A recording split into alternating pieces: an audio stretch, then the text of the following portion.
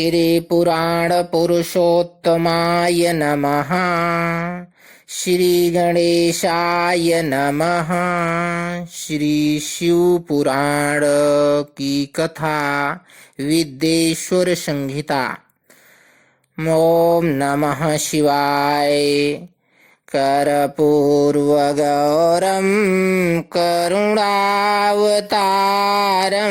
संसारसारं भुजगेन्द्रहारं सदा वसन्तं हृदयारविन्दं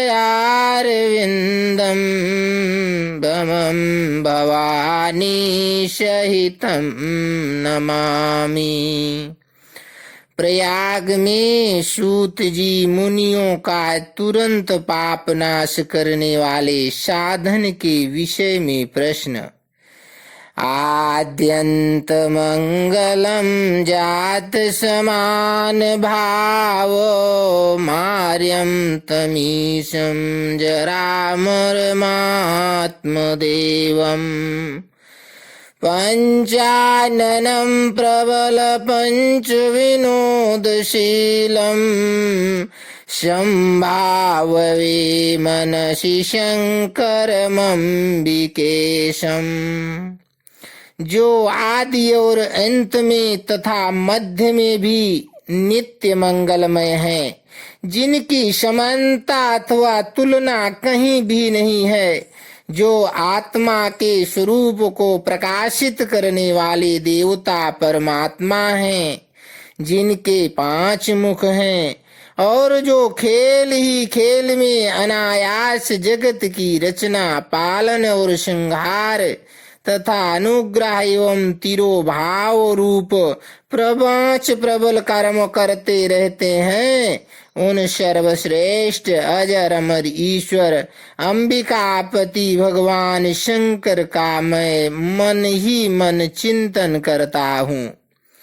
व्यास जी कहते हैं, जो धर्म का महान क्षेत्र है और जहाँ गंगा यमुना का संगम हुआ है, उस परम पूर्णमय प्रयाग में जो ब्रह्म लोक का मार्ग है, सत्य व्रत में तत्पर रहने वाले महातेजस्वी महाभाग महात्मा मुनियों ने एक विशाल ज्ञान यज्ञ का आयोजन किया। उस ज्ञान यज्ञ का समाचार सुनकर पौराणिक शिरोमणि व्यास शिष्य महामुनि सूत जी वहां मुनियों का दर्शन करने के लिए आए। सूत जी को आते देख वे सब मुनि उस समय हर्ष से खिल उठे और अत्यंत प्रसन्न चित्त से उन्होंने उनका विधिवत स्वागत सत्कार किया। तत्पश्चात उन प्रसन्न महात्माओं ने उनकी विधिवत स्तुति करके विनय पूर्वक हाथ जोड़कर उनसे सब इस प्रकार कहा।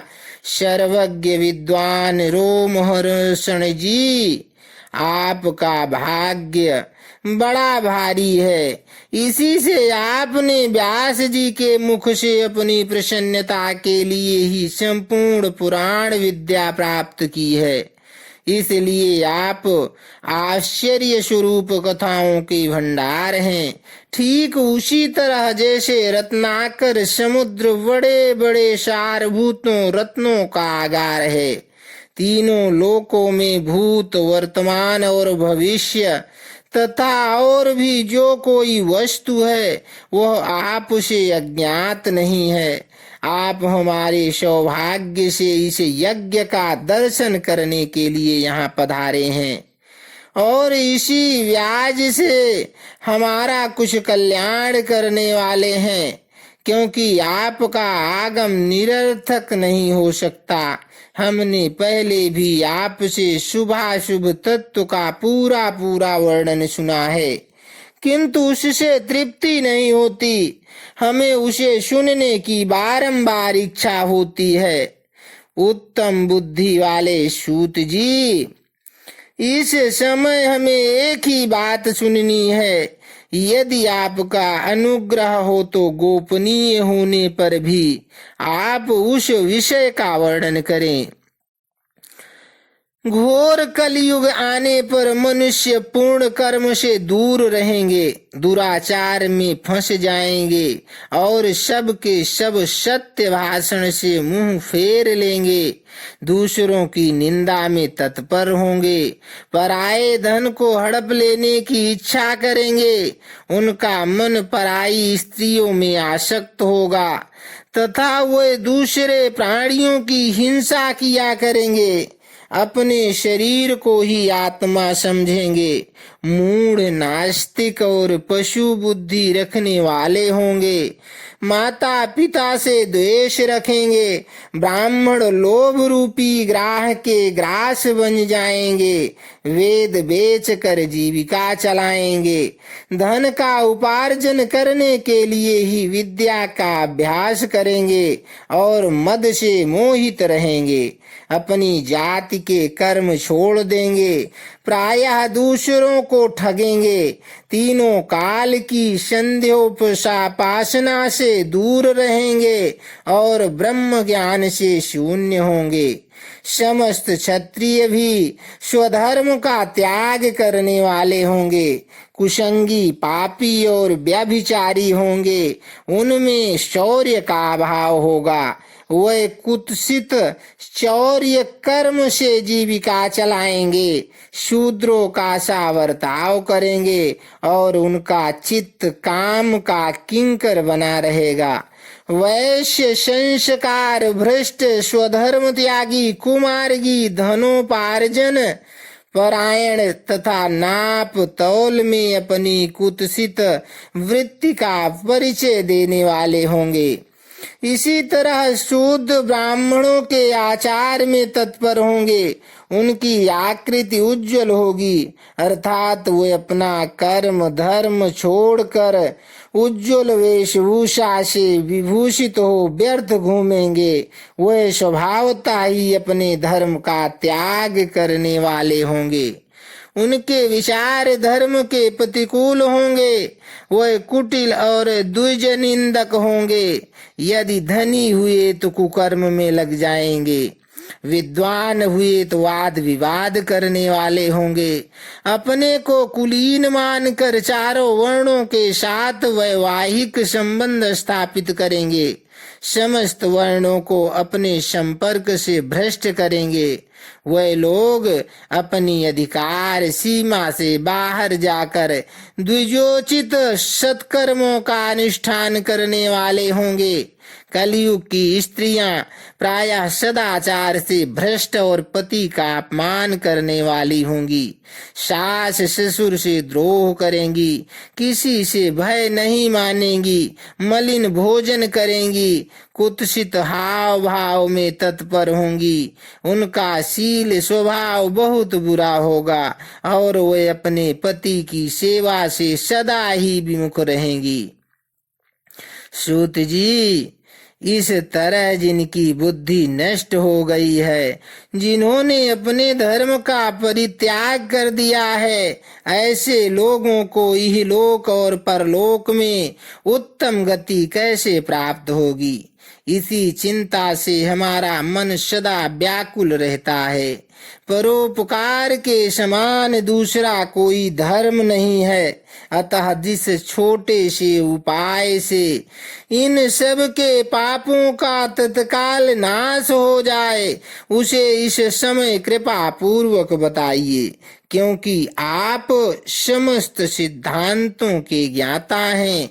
व्यास जी कहते हैं, उन भावितात्मा मुनियों की यह बात सुनकर सूत जी मन ही मन भगवान शंकर का स्मरण करके उनसे इस प्रकार कहने लगे। इति प्रथम अध्याय संपूर्ण। अब दूसरा अध्याय शिव पुराण का परिचय। तो सूत जी कहते हैं, साधु महात्माओं, आपने बहुत अच्छी बात पूछी है। आपका प्रश्न तीनों लोकों का हित करने वाला है। मैं गुरुदेव व्यास का स्मरण करके आप लोगों के स्नेह वश इस विषय का वर्णन करूंगा। आप आदर पूर्वक सुने। सबसे उत्तम जो शिव पुराण है वह वेदांत का सार सर्वस्व है तथा वक्ता और श्रोता का समस्त पाप राशियों से उद्धार करने वाला है। इतना ही नहीं, वह परलोक में परमार्थ वस्तु को देने वाला है। कल की कलमश राशि का विनाश करने वाला है। उसमें भगवान शिव के उत्तम यश का वर्णन है। ब्राह्मणों, धर्म, अर्थ, काम और मोक्ष, इन चारों पुरुषार्थों को देने वाला वह पुराण सदा ही अपने प्रभाव की दृष्टि से वृद्धि या विस्तार को प्राप्त हो रहा है। विप्रवरों, उस सर्वोत्तम शिव पुराण के अध्ययन मात्र से वे कलयुग के पाप शक्त जीव श्रेष्ठतम गति को प्राप्त हो जाएंगे। कलयुग के महान उत्पात तभी तक जगत में निर्भय होकर विचरेंगे जब तक यहाँ शिव पुराण का उदय नहीं होगा। इसे वेद के तुल्य माना गया है। इस वेद कल्प पुराण का सबसे पहले भगवान शिव ने ही प्रणयन किया था। विद्येश्वर संहिता, रुद्र संहिता, विनायक संहिता, उमा संहिता, मातृ संहिता, एकादश रुद्र संहिता, कैलाश संहिता, शत रुद्र संहिता, कोटि रुद्र संहिता, सहस्त्र कोटि रुद्र संहिता, वायवीय संहिता तथा धर्म संहिता, इस प्रकार इस पुराण के 12 भेद या खंड हैं। ये 12 संहिताएं अत्यंत पूर्णमयी मानी गई हैं। ब्राह्मणों, अब मैं उनके श्लोकों की संख्या बता रहा हूँ। आप लोग वह सब आदर पूर्वक सुने। विद्येश्वर संहिता में 10,000 श्लोक हैं। रुद्र संहिता, विनायक संहिता, उमा संहिता और मातृ संहिता, इनमें से प्रत्येक में 8-8 हजार श्लोक हैं।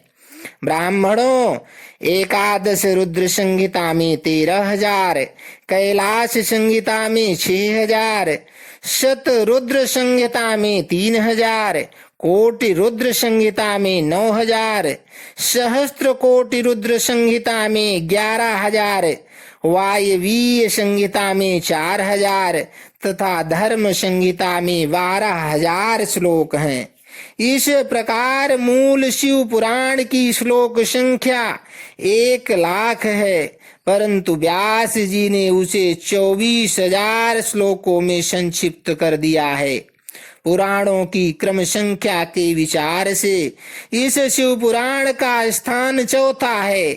इसमें 7 संहिताएं हैं।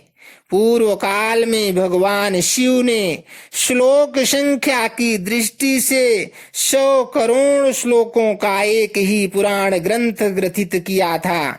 सृष्टि के आदि में निर्मित हुआ वह पुराण साहित्य अत्यंत विस्तृत था।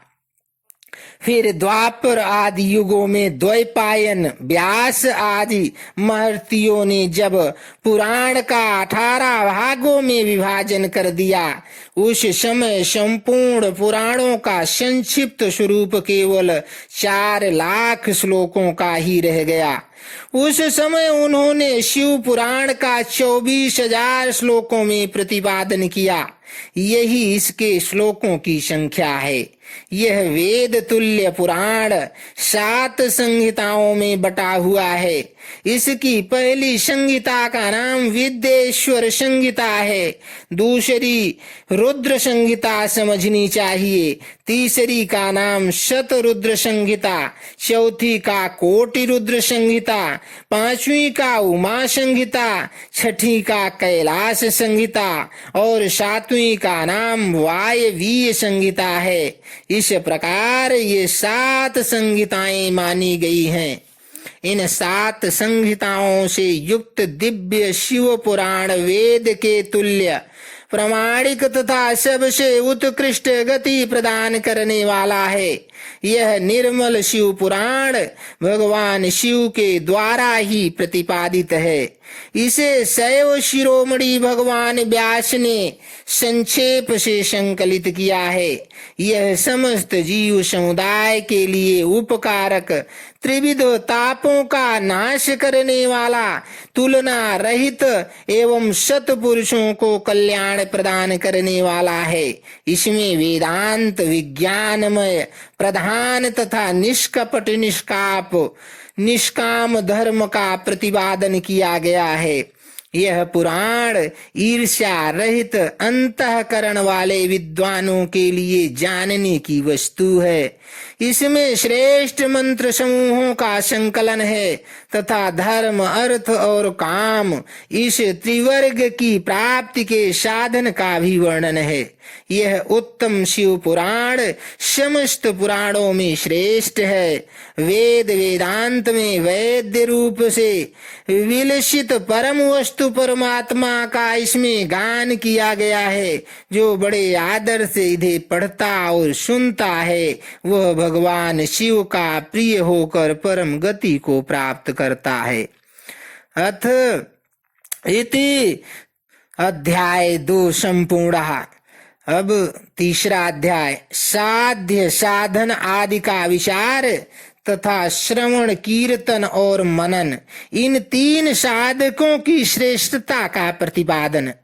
व्यास जी कहते हैं, सूत जी का यह वचन सुनकर वह सब महर्षि बोले, अब आप हमें वेदांत सार सर्वस्व स्वरूप अद्भुत शिव पुराण की कथा सुनाइए। सूत जी ने कहा, आप सब महर्षि गण रोग शोक से रहित कल्याणमय भगवान शिव का स्मरण करके पुराण प्रवर शिव पुराण की, जो वेद के सार तत्व से प्रकट हुआ है, कथा सुनिए। शिव पुराण में भक्ति, ज्ञान और वैराग्य, इन तीनों का प्रीति पूर्वक गान किया गया है और वेदांत वेद्य सद्वस्तु का विशेष रूप से वर्णन है।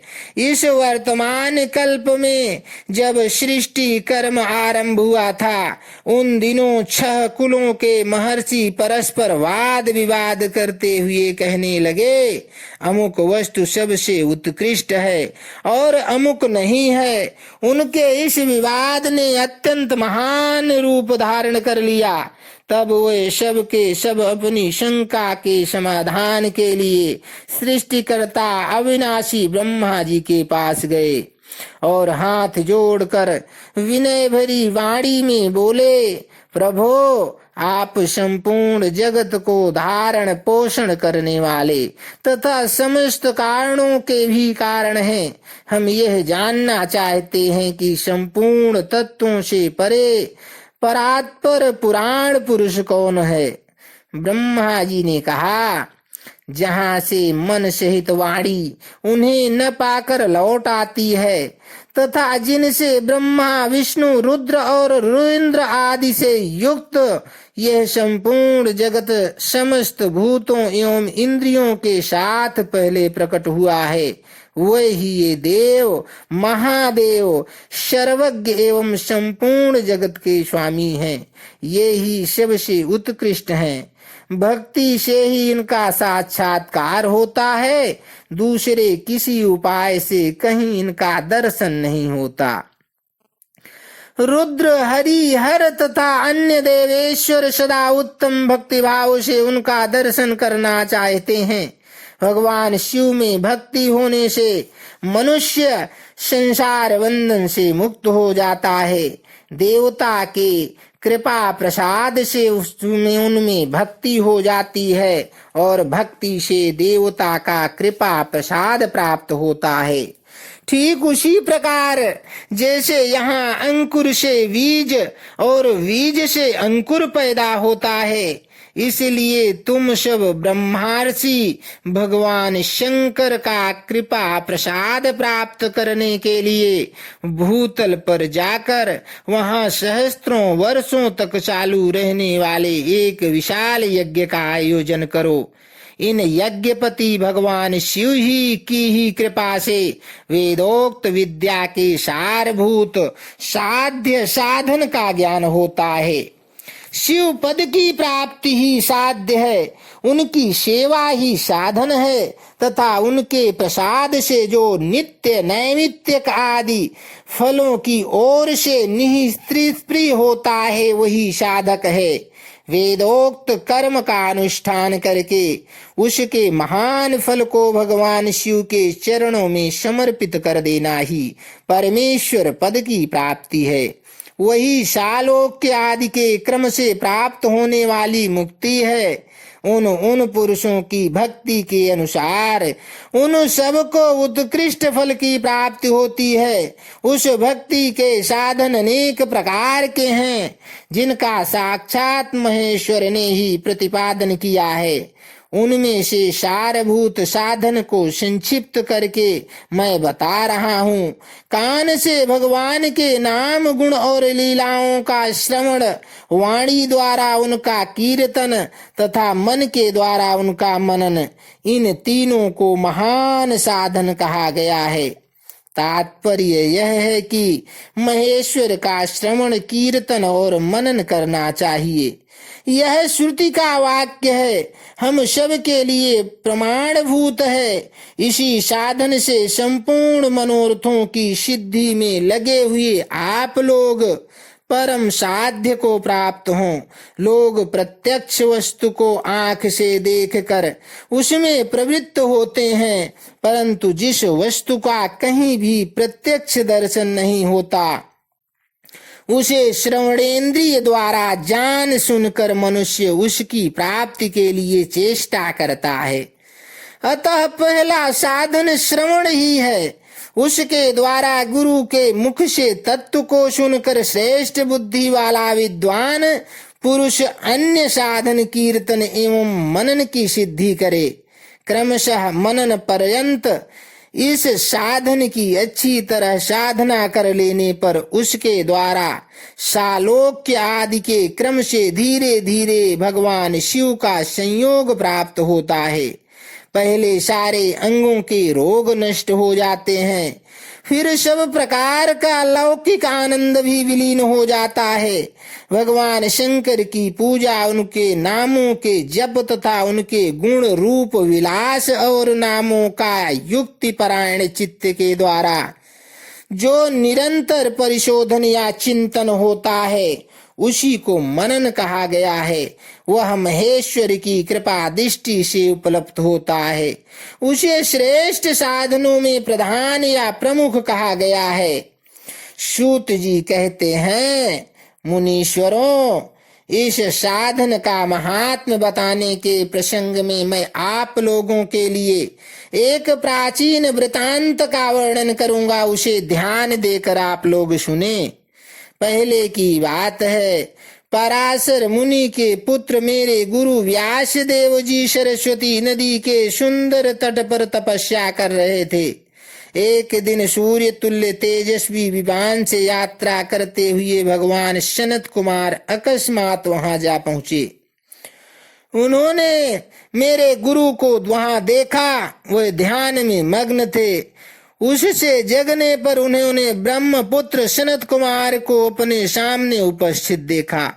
देख कर वे बड़े वेग से उठे और उनके चरणों में प्रणाम करके मुनि ने उन्हें अर्घ दिया और देवताओं के बैठने योग्य आसन भी समर्पित किया। तब प्रसन्न हुए भगवान सनत कुमार विनीत भाव से खड़े हुए व्यास जी से गंभीर वाणी में बोले, मुने, तुम सत्य वस्तु का चिंतन करो। वह सत्य पदार्थ भगवान शिव ही हैं जो तुम्हारे साक्षात्कार के विषय में होंगे। भगवान शंकर का श्रवण, कीर्तन, मनन, ये तीन महत्तर साधन कहे गए हैं। ये तीनों ही वेद सम्मत हैं।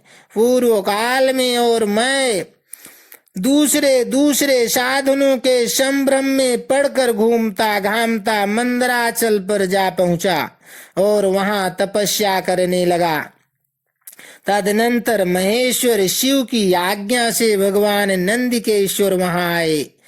उनकी मुझ पर बड़ी दया थी। वे शिव के साक्षी तथा शिव गणों के स्वामी भगवान नंदिकेश्वर मुझे स्नेह पूर्वक मुक्ति का उत्तम साधन बताते हुए बोले, भगवान शंकर का श्रवण, कीर्तन और मनन, ये तीनों साधन वेद सम्मत हैं और मुक्ति के साक्षात कारण हैं। यह बात स्वयं भगवान शिव ने मुझसे कही है। अतः ब्राह्मण, तुम श्रवणादि तीनों साधनों का ही अनुष्ठान करो। व्यास जी से बारंबार ऐसा कहकर अनुगामियों सहित ब्रह्मपुत्र सनत कुमार परम सुंदर ब्रह्म धाम को चले गए। इस प्रकार पूर्व काल के इस उत्तम वृतांत का मैंने संक्षेप से वर्णन किया है। ऋषि बोले, सूत जी, श्रवणादि तीन साधनों को आपने मुक्ति का उपाय बताया, किंतु जो श्रवण आदि तीनों साधनों में असमर्थ हो वह मनुष्य किस उपाय का अवलंबन करके मुक्त हो सकता है? किस साधन भूत कर्म के द्वारा बिना यत्न के ही मोक्ष मिल सकता है? इति अध्याय 3 से 4। भगवान शिव के लिंग एवं साकार विग्रह की पूजा के रहस्य तथा महत्व का वर्णन।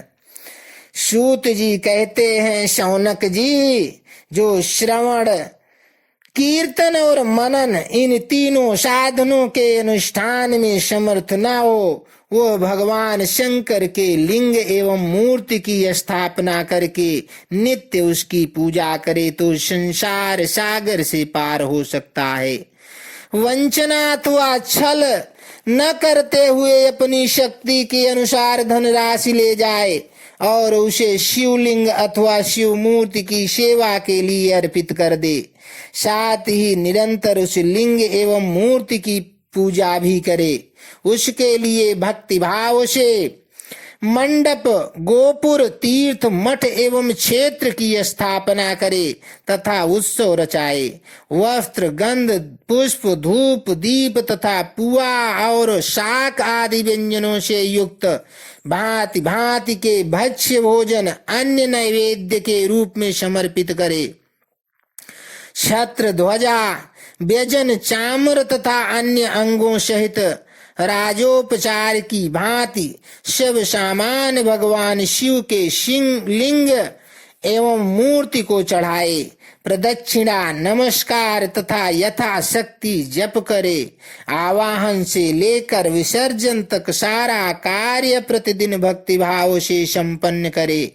इस प्रकार शिवलिंग अथवा शिव मूर्ति में भगवान शंकर की पूजा करने वाला पुरुष श्रवणादि साधनों का अनुष्ठान न करे तो भी भगवान शिव की प्रसन्नता से सिद्धि प्राप्त कर लेता है। पहले के बहुत से महात्मा पुरुष लिंग तथा शिव मूर्ति की पूजा करने मात्र से भवबंधन से मुक्त हो चुके हैं। ऋषियों ने पूछा, मूर्ति में ही सर्वत्र देवताओं की पूजा होती है, लिंग में नहीं, परंतु भगवान शिव की पूजा सब जगह मूर्ति में और लिंग में क्यों की जाती है? सूत जी ने कहा, मुनीश्वरों, तुम्हारा यह प्रश्न तो बड़ा ही पवित्र और अत्यंत अद्भुत है। इस विषय में महादेव जी ही वक्ता हो सकते हैं। दूसरा कोई पुरुष कभी और कहीं भी इसका प्रतिपादन नहीं कर सकता। इस प्रश्न के समाधान के लिए भगवान शिव ने जो कुछ कहा है और उसे मैंने गुरु जी के मुख से जिस प्रकार सुना है उसी तरह क्रमशः वर्णन करूंगा। एकमात्र भगवान शिव ही ब्रह्म रूप होने के कारण निष्कल निराकार कहे गए हैं। रूपवान होने के कारण उन्हें शकल भी कहा गया है, इसलिए वे शकल और निष्कल दोनों हैं। शिव के निष्कल निराकार होने के कारण ही उनकी पूजा का आधारभूत लिंग भी निराकार ही प्राप्त हुआ है। अर्थात शिवलिंग शिव के निराकार स्वरूप का प्रतीक है। इसी तरह शिव के सकल या साकार होने के कारण उनकी पूजा का आधारभूत विग्रह साकार प्राप्त होता है, अर्थात शिव का साकार विग्रह उनके साकार स्वरूप का प्रतीक होता है। शकल और अकल समस्त अंग और आकार सहित साकार और अंग आकार से सर्वथा रहित निराकार रूप से ही वे ब्रह्म शब्द से कहे जाने वाले परमात्मा हैं। यही कारण है कि सब लोग लिंग निराकार और मूर्ति साकार दोनों में ही सदा भगवान शिव की पूजा करते हैं। शिव से भिन्न जो दूसरे दूसरे देवता हैं वे साक्षात ब्रह्म नहीं है, इसलिए कहीं भी उनके लिए निराकार लिंग नहीं उपलब्ध होता। पूर्व काल में बुद्धिमान ब्रह्मपुत्र सनत कुमार मुनि ने मंदराचल पर नंदीश्वर से इसी प्रकार का प्रश्न किया था। सनत कुमार बोले, भगवान शिव से भिन्न जो देवता हैं उन सब की पूजा के लिए सर्वत्र प्रायः वेर मूर्ति मात्र ही अधिक संख्या में देखा और सुना जाता है। केवल भगवान शिव की ही पूजा में लिंग और वेर दोनों का उपयोग देखने में आता है। अतः कल्याणमय नंदिकेश्वर इस विषय में जो तत्व की बात हो उसे मुझे इस प्रकार बतलाइए जिससे अच्छी तरह समझ में आ जाए।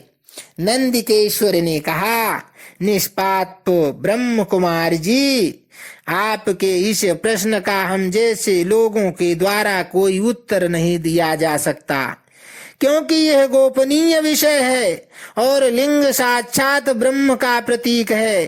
तथापि आप शिव भक्त हैं, इसलिए इस विषय में भगवान शिव ने जो कुछ बताया है उसे ही आपके समक्ष कहता हूँ। भगवान शिव ब्रह्म स्वरूप और निष्कल निराकार हैं, इसलिए उन्हीं की पूजा में निष्कल लिंग का उपयोग होता है। संपूर्ण वेदों का यही मत है। सनत कुमार बोले, महाभाग योगींद्र, आपने भगवान शिव तथा दूसरे देवताओं के पूजन में लिंग और वेर के प्रचार का जो रहस्य विभाग पूर्वक बताया है वो यथार्थ है। इसलिए लिंग और वेर की आदि उत्पत्ति का जो उत्तम वृतांत है उसी को मैं इस समय सुनना चाहता हूँ।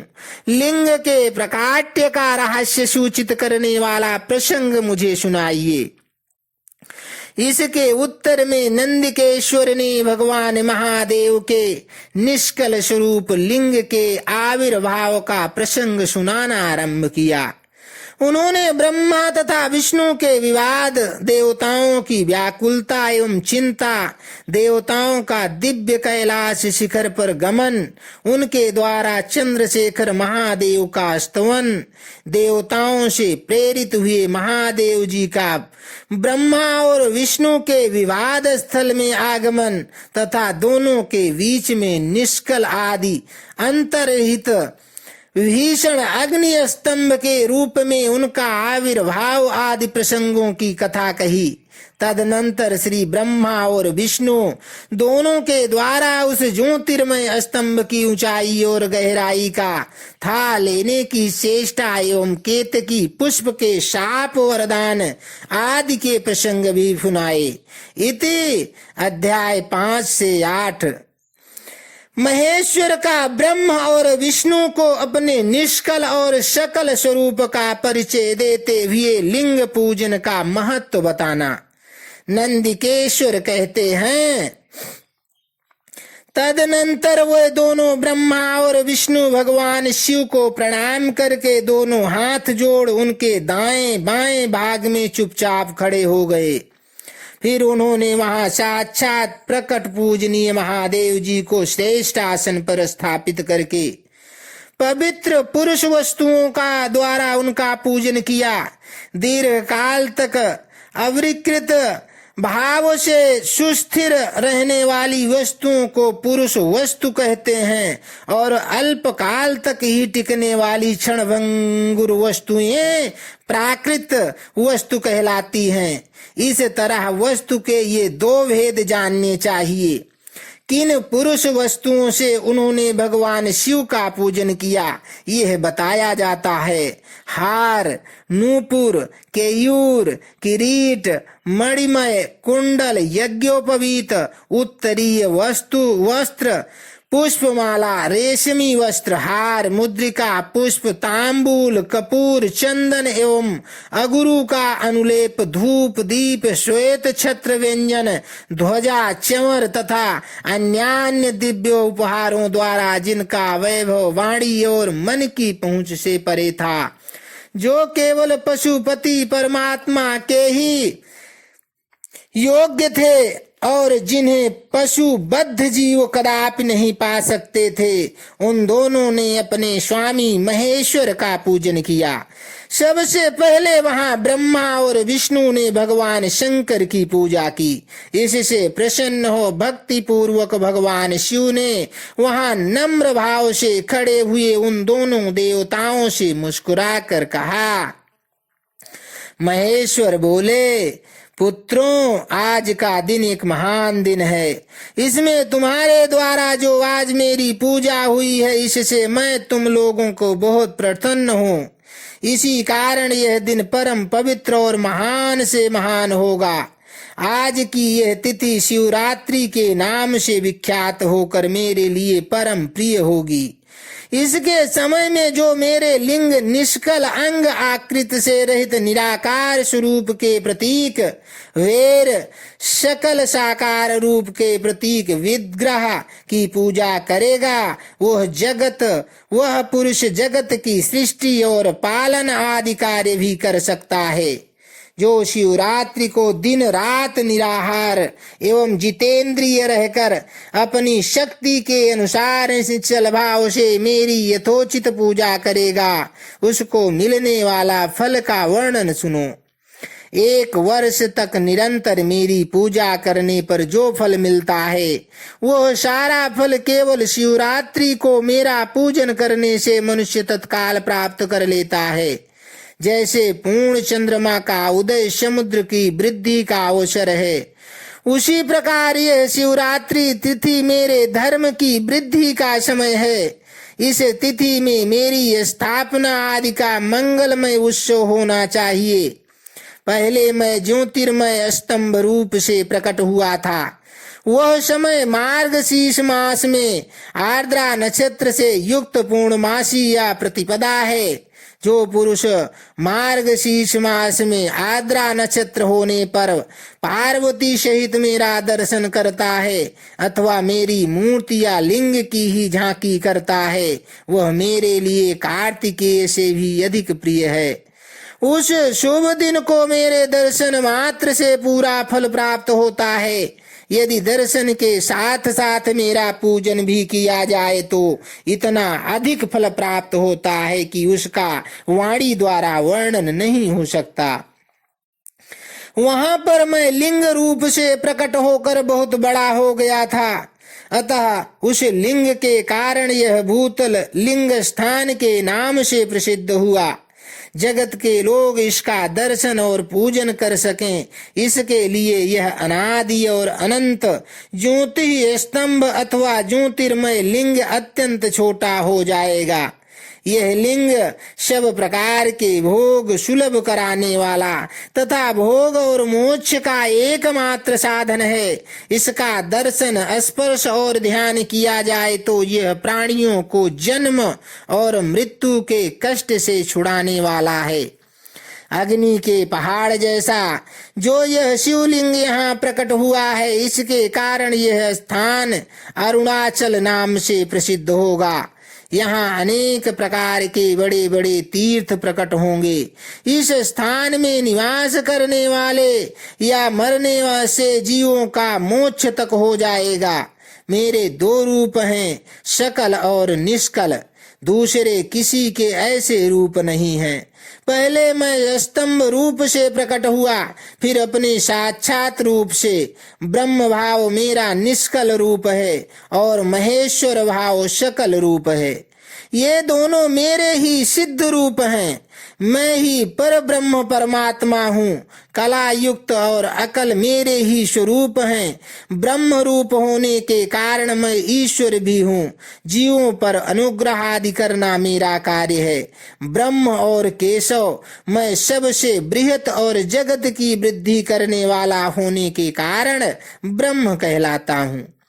सर्वत्र समरूप से स्थित और व्यापक होने से मैं ही सबका आत्मा हूँ।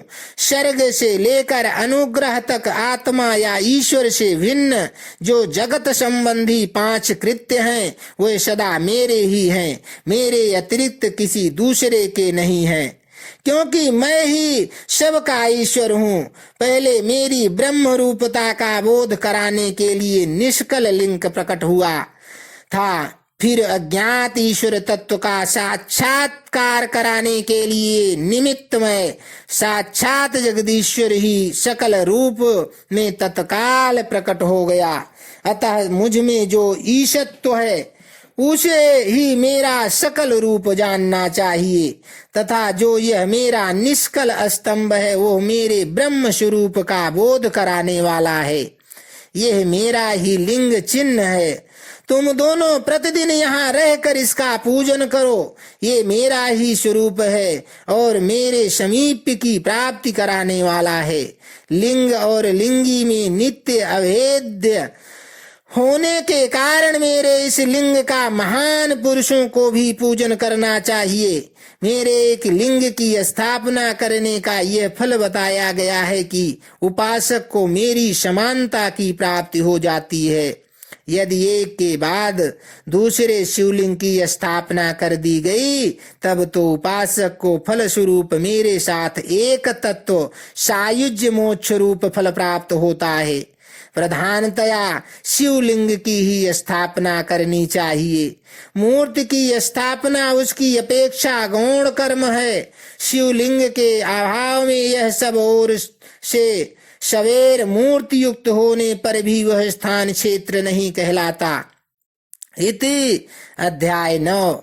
5 कृत्यों का प्रतिपादन, प्रणव एवं पंचाक्षर मंत्र की महत्ता, ब्रह्म विष्णु द्वारा भगवान शिव की स्तुति तथा उनका अंतर ध्यान।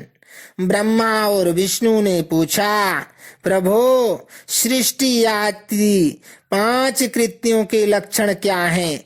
यह हम दोनों को बतलाइए। भगवान शिव बोले, मेरे कर्तव्यों को समझना अत्यंत गहन है, तथापि मैं कृपा पूर्वक तुम्हें उनके विषय में बता रहा हूँ।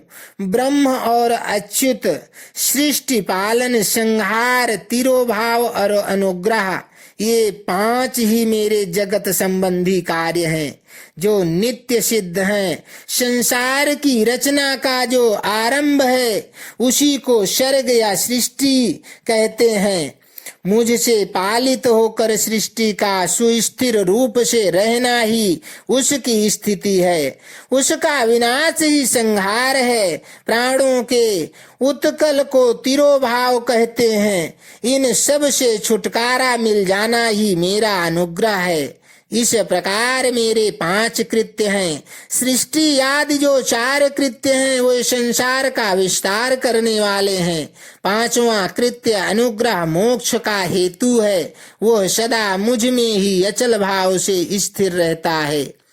मेरे भक्तजन इन 5 कृत्यों को 5 भूतों में देखते हैं।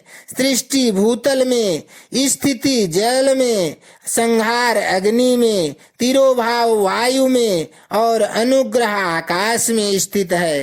पृथ्वी से सबकी सृष्टि होती है। जल से सबकी वृद्धि एवं जीवन रक्षा होती है। आग सबको जला देती है। वायु सबको एक स्थान से दूसरे स्थान को ले जाती है और आकाश सबको अनुग्रहित करता है। विद्वान पुरुषों को यह विषय इसी रूप में जानना चाहिए। इन 5 कृत्यों का भार वहन करने के लिए ही मेरे 5 मुख हैं। 4 दिशाओं में 4 मुख हैं और इनके बीच में 5वां मुख है। पुत्रों, तुम दोनों ने तपस्या करके प्रसन्न हुए मुझ परमेश्वर से सृष्टि और स्थिति नामक 2 कृत्य प्राप्त किए हैं। ये दोनों तुम्हें बहुत प्रिय हैं। इसी प्रकार मेरी विभूति स्वरूप रुद्र और महेश्वर में 2 अन्य उत्तम कृत्य संसार और तिरोभाव मुझसे प्राप्त किए हैं, परंतु अनुग्रह नामक कृत्य दूसरा कोई नहीं पा सकता। रुद्र और महेश्वर अपने कर्म को भूले नहीं हैं, इसीलिए मैंने उनके लिए अपनी समानता प्रदान की है। वे रूप, वेश, कृत्य, वाहन, आसन और आयुध आदि में मेरे समान ही हैं। मैंने पूर्व काल में अपने स्वरूप भूत मंत्र का उपदेश किया है, जो ओंकार के रूप में प्रसिद्ध है। वह महामंगलकारी मंत्र है। सबसे पहले मेरे मुख से ओंकार प्रकट हुआ, जो मेरे स्वरूप का बोध कराने वाला है। ओंकार वाचक है और मैं वाच्य हूँ। यह मंत्र मेरा स्वरूप ही है। प्रतिदिन ओंकार का निरंतर स्मरण करने से मेरा ही सदा स्मरण होता है। मेरे उत्तर पूर्वी मुख से आकार का, पश्चिम मुख से उकार का, दक्षिण मुख से मकार का, पूर्ववर्ती मुख से बिंदु का तथा मध्यवर्ती मुख से नाद का प्रकाट्य हुआ है। इस प्रकार 5 अवयवों से युक्त ओंकार का विस्तार हुआ है। इन सभी अवयवों से एकीभूत होकर वह प्रणव ओं नामक एक अक्षर हो गया। यह नाम रूपात्मक सारा जगत तथा वेद उत्पन्न स्त्री पुरुष वर्ग रूप दोनों कुल इस प्रणव मंत्र से व्याप्त है। यह मंत्र शिव और शक्ति दोनों का बोधक है। इसी से पंचाक्षर मंत्र की उत्पत्ति हुई है, जो मेरे सकल रूप का बोधक है। वह अकारादि क्रम से और मकारादि क्रम से क्रमशः प्रकाश में आया। ओम नमः शिवाय, यह पंचाक्षर मंत्र है। इस पंचाक्षर मंत्र से मातृका वर्ण प्रकट हुए हैं, जो 5 भेद वाले हैं। उसी से शिरो मंत्र सहित त्रिपदा गायत्री का प्राकट्य हुआ। उस गायत्री से संपूर्ण वेद प्रकट हुए हैं और उन वेदों से करोड़ों मंत्र निकले हैं। उन मंत्रों से भिन्न भिन्न कार्यों की सिद्धि होती है, परंतु इस प्रणव एवं पंचाक्षर से संपूर्ण मनोरथों की सिद्धि होती है। इस मंत्र समुदाय से भोग और मोक्ष दोनों सिद्ध होते हैं। मेरे सकल रूप से संबंध रखने वाले सभी मंत्रराज साक्षात भोग प्रदान करने वाले और शुभ कारक मोक्ष प्रद हैं।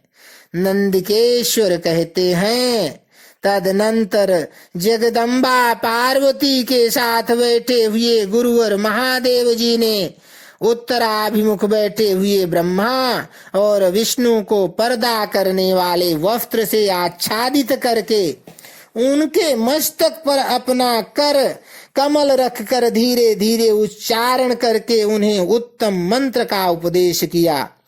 मंत्र तंत्र में बताई हुई विधि के पालन पूर्वक 3 बार मंत्र का उच्चारण करके भगवान शिव ने उन दोनों शिष्यों को मंत्र की दीक्षा दी। फिर उन शिष्यों ने गुरु दक्षिणा के रूप में अपने आप को ही समर्पित कर दिया। दोनों हाथ जोड़कर उनके समीप खड़े हो उन देवेश्वर जगत गुरु का स्तवन किया। ब्रह्मा और विष्णु बोले, प्रभो आप निष्कल रूप हैं, आपको नमस्कार है। आप निष्कल तेज से प्रकाशित होते हैं, आपको नमस्कार है। आप सबके स्वामी हैं, आपको नमस्कार है। आप सर्वात्मा को नमस्कार है, अथवा सकल स्वरूप आप महेश्वर को नमस्कार है। आप प्रणव के वाच्यार्थ हैं, आपको नमस्कार है। आप प्रणव लिंग वाले हैं, आपको नमस्कार नमस्कार है। सृष्टि पालन संहार तिरोभाव और अनुग्रह करने वाले आपको नमस्कार है। आपके 5 मुख हैं, आप परमेश्वर को नमस्कार है। पंच ब्रह्मा स्वरूप 5 कृत्य वाले आपको नमस्कार है। आप सबके आत्मा हैं, ब्रह्मा हैं। आपके गुण और शक्तियां अनंत हैं, आपको नमस्कार है। आपके शकल और निष्कल 2 रूप हैं। आप सद्गुरु एवं शंभु हैं, आपको नमस्कार है। इन पद्यों द्वारा अपने गुरु महेश्वर की स्तुति करके ब्रह्मा और विष्णु ने उनके चरणों में प्रणाम किया। महेश्वर बोले, आर्द्रा नक्षत्र से युक्त चतुर्दशी को प्रणव का जप किया जाए तो वह अक्षय फल प्रदान करने वाला होता है। सूर्य की संक्रांति से युक्त महाआर्द्रा नक्षत्र में एक बार किया हुआ प्रणव जप कोटि गुणे जप का फल देता है। मृगशिरा नक्षत्र का अंतिम भाग तथा पुनर्वस का आदि भाग पूजा होम और तर्पण आदि के लिए सदा आर्द्रा के समान ही होता है, यह जानना चाहिए। मेरा या मेरे लिंग का दर्शन प्रभात काल में ही, प्रातः और संगव माध्वान काल में के पूर्व काल में करना चाहिए। मेरे दर्शन पूजन के लिए चतुर्दशी तिथि निशीथ व्यापनी अथवा प्रदोष व्यापनी लेनी चाहिए, क्योंकि परवर्तिनी तिथि से संयुक्त चतुर्दशी की ही प्रशंसा की जाती है। पूजा करने वालों के लिए मेरी मूर्ति तथा लिंग दोनों समान हैं। फिर भी मूर्ति की अपेक्षा लिंग का स्थान ऊंचा है, इसलिए मुमुक्षु पुरुषों को चाहिए कि वे वेर मूर्ति से भी श्रेष्ठ समझकर लिंग का ही पूजन करें। लिंग का ओंकार मंत्र से और वेर का मंत्राक्षर मंत्र से पूजन करना चाहिए। शिवलिंग की स्वयं ही स्थापना करके अथवा दूसरों से भी स्थापना करवाकर उत्तम द्रव्यमय उपचारों से पूजा करनी चाहिए। इससे मेरा पद सुलभ हो जाता है। इस प्रकार उन दोनों शिष्यों को उपदेश देकर भगवान शिव वहीं अंतर ध्यान हो गए। इति अध्याय 10 दशम अध्याय संपूर्ण। विद्येश्वर संहिता 10th अध्याय संपूर्ण। बोलो शंकर भगवान की जय। ओम नमः शिवाय। हर हर महादेव।